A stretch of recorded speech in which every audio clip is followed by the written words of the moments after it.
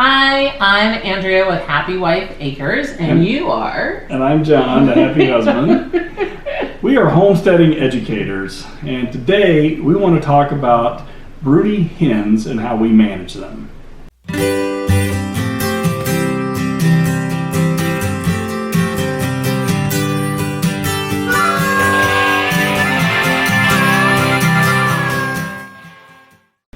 Okay, first, so what is a broody hen? A broody hen refers to a hen that wants to be a mom. And when they want to be a mom, you can't make them be a mom, and there's not a lot you can do to stop them from wanting to be a mom. So we manage them, and what we're going to tell you is a result of 2 years of just trial and error in the system that we've finally come to. Yes, and it makes it so much easier on us and the moms. The chicken industry tries to breed out the broodiness. And they have, for most of the part, over the years.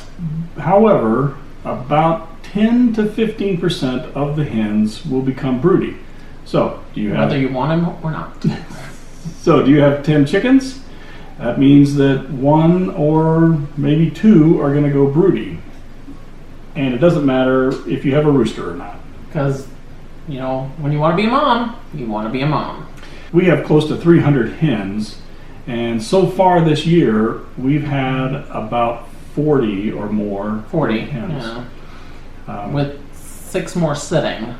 So what used to happen?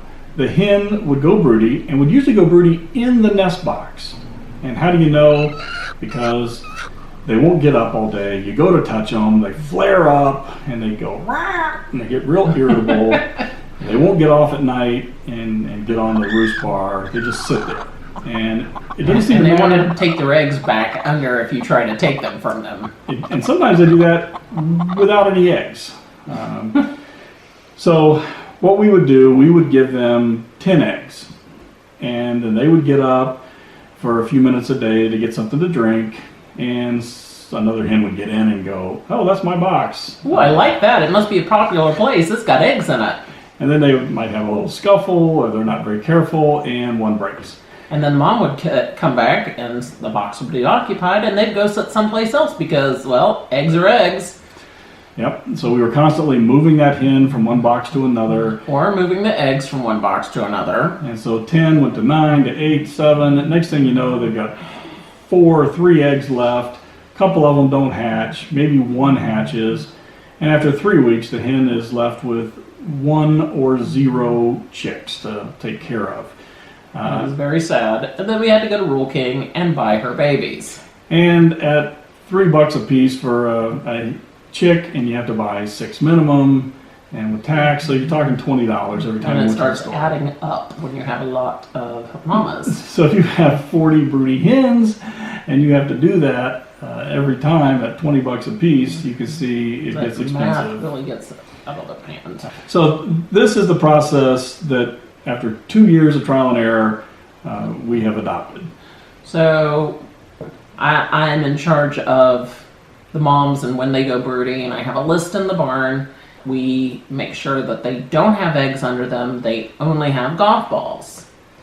And we have been running, since our first broody, 2 incubators going full-time, hatching on an offset schedule of about 10 days.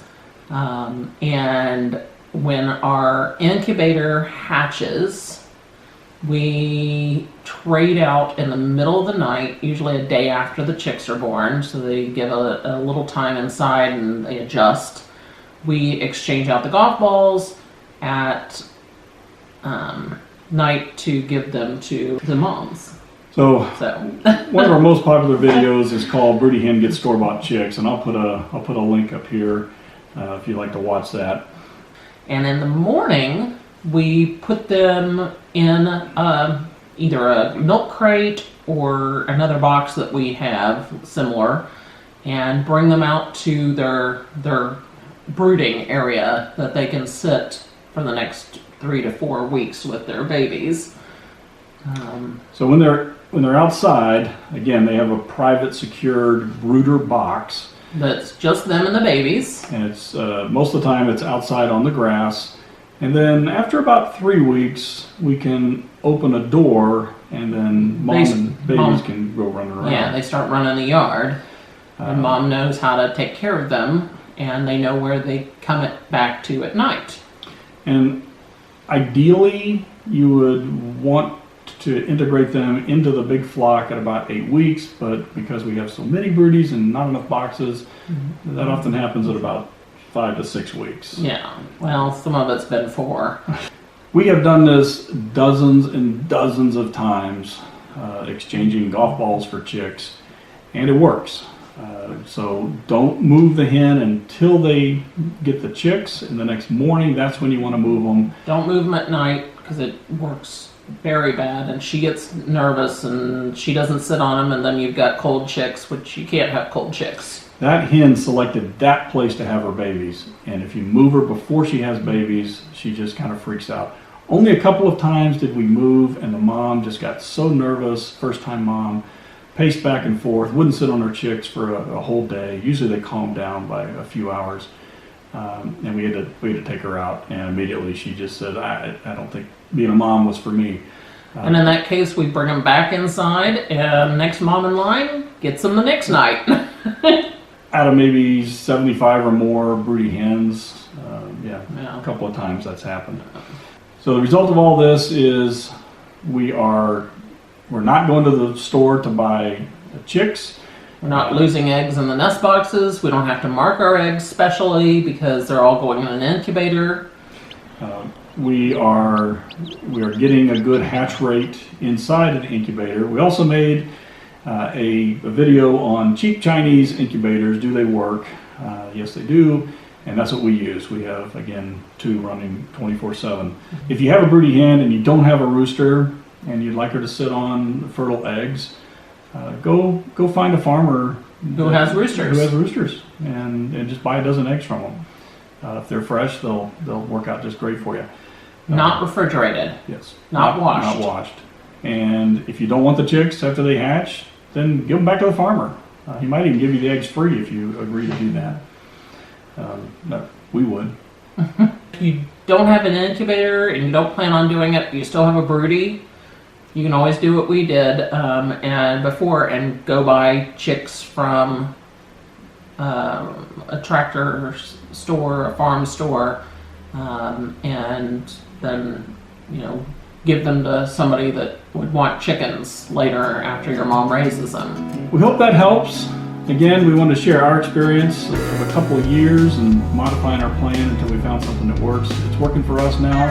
It works great. If you have that situation, give it a shot, see how it works for you. Thanks for watching, and we hope to see you again on the homestead. And you can subscribe to our channel over here. Okay. We will see you soon on the homestead. Bye. Bye.